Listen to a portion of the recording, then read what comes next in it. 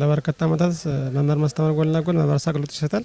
አሁን ደግሞ ይሄን ጎን ለጎን የደካማ ቤቶች ግንባታ ላይ የራሱ ተሳትፎ እያደረገ ነው ያለው።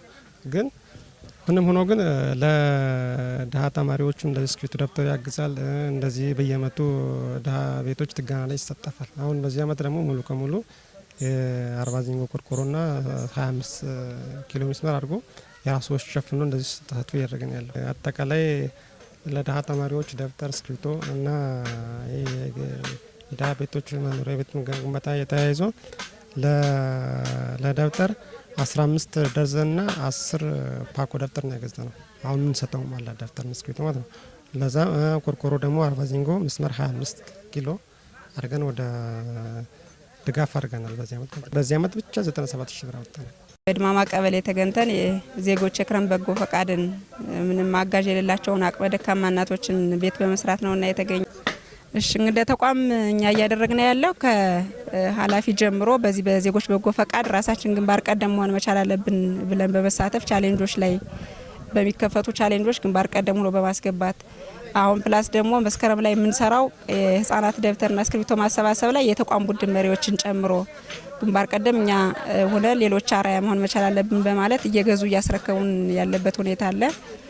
ሁሉም በሚባል ደረጃ ወደ ተግባሩ ባለቤት ነኝ ብሎ የሚመለከተው ቡድን ብቻ ሳይሆን የተቋሙ ባለሙያ አጠቃላይ በዚህ ተግባር ሀብት በማሰባሰብ ወጦ ስራዎችን በመስራት ግንዛቤ በመፍጠር ሊደገፉ የሚችሉ የህብረተሰብ ክፍሎችን በመለየት ደግሞ በርካታ ሚና እየተወጣ ያለበት ስለሆነ ይህንን ተግባር በክረምት ብቻ ምንተው ሳይሆን በጋም ላይ አጠናክረን የምንቀጥለው በምን ዘርፍ እንስራ የሚለውን የስራ ዘርፎችን እየለየነ አልባሳት የሌላቸውን አልባሳት እያሰባሰብነ ነው። በየቀበሌው ልናደርስ ምንችለውን የምግብ ድጋፍ ሊያስፈልጋቸው የሚችለውን እየለየነ በቆሎ ሌሎችንም እያሰባሰብነበት ያለ አግባብ ስላለ ከዚህ በላይ አጠናክረን የምናስቀጥለው ተግባር ነው የሚሆነው። በዚህ በጀት አመት እንደ ወረዳ በከፍተኛ ደረጃ በተለይ በዚህ በበጎ ፈቃድ አገልግሎት የተጎዱ የህብረተሰብ ክፍሎችን ማየት መደገፍ መቻል አለብን በሚል በያዝነው ቅድ መሰረት ሰፊ ስራ እየተሰራ ነው ያለው።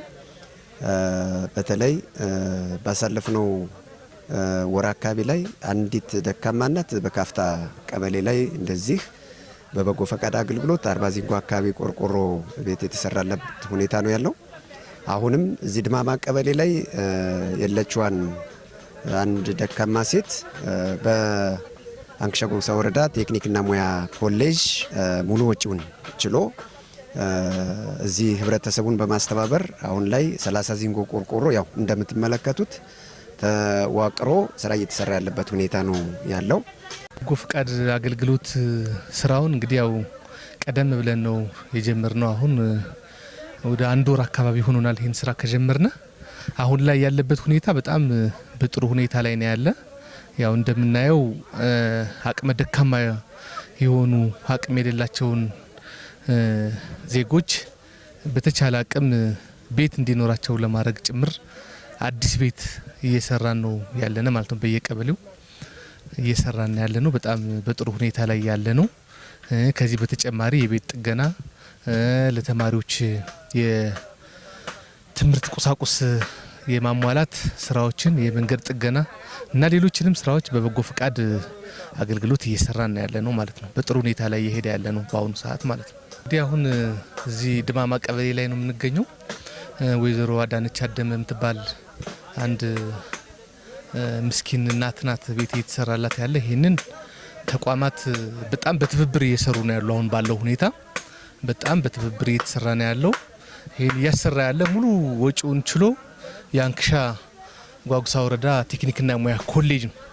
ኮሌጁ ቆርቆሮ፣ ቢስማር ባለሙያዎችን ጭምር የኮሌጁን ባለሙያዎች ይዞ መጥቶ ነው እየሰራ ያለና በጣም ጥሩ ተነሳሽነት ነው ያለበት ተቋማት እና በጣም ጥሩ ሁኔታ ላይ ነው ያለውና ሌሎችም ተቋማት በዚህ ልክ ትብብር እያደረጉ ነው ያሉ።